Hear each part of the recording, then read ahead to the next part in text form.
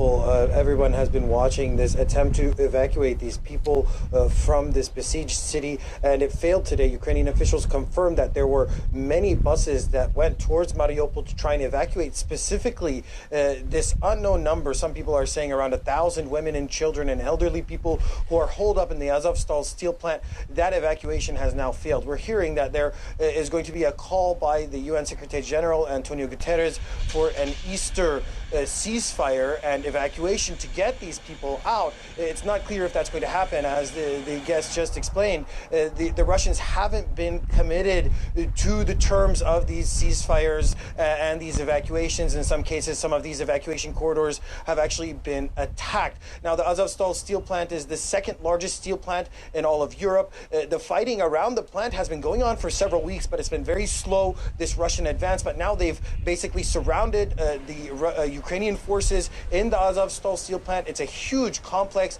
of bunkers, steelworks, places. It's a very large area and very difficult to take control of. There has been intense bombardment, but the focus has been now on these civilians that are stuck inside the Azovstal steel plant, taking shelter, who want to get out, but there hasn't been any success in that, unfortunately. And as Sarah mentioned in her report, there have been attacks throughout the eastern parts of the country, in Kharkiv, around Kramatorsk, Slovyansk. This is a very important location that Russians have been focusing on in terms of attacks. They're moving south from Izium towards Slovyansk and Kramatorsk, and actually trying to push north from the south and connect those two fronts and basically close off a pocket of Ukrainian forces in the east of the country.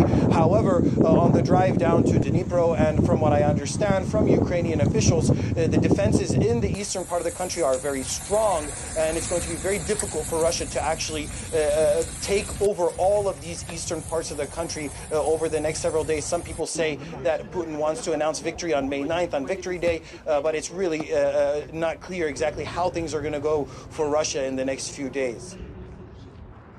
In fact, Zelensky said that more European countries and Western countries should be more like the UK in their support for Ukraine's effort to basically hold off this Russian attack on the country. The packet of support that the Boris Johnson announced today and spoke about today with Zelensky is actually very robust. It includes shoulder-fired air defense systems, the Starstreak, the British Manpad. It includes Javelin missiles. It includes a anti-ship missile defense system, which is going to be critical for Ukraine's military capability to protect the port city of Odessa, which hasn't been threatened in a real way yet. But there are some people that believe that that is one of the places that Russia might want to attack in the coming weeks because of its strategic nature on the Black Sea, as well as these other things that were announced by the Prime Minister, the British Prime Minister,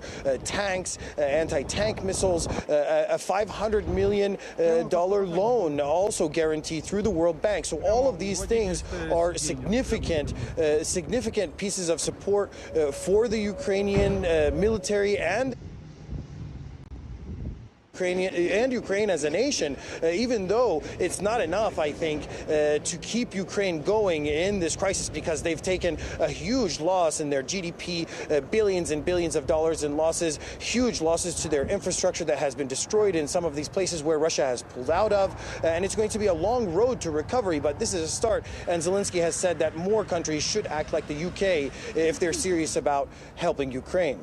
Is a small town, even though it's not so small, 80,000 people, as Andy mentioned, just around Kramatorsk. Kramatorsk is the location where a train station was attacked just a few days ago. This is a place where hundreds of thousands of people are living in eastern Donbas region. These are places that are still in Ukrainian control. Now Crimea is under Russian control just by Kramatorsk. And then after Kramatorsk, basically these areas basically go all the way into the southern Donbas region towards Mariupol, towards Dnipro, towards Zaporizhia, and these are the places where Russia is pushing from to the north and from the east to the west, kind of trying to encircle Ukrainian forces in the east. Now, Ukrainian forces are very strong. Their defenses are very strong in this region, especially in the Donbas region, because they've been making these preparations, these military preparations, since 2014.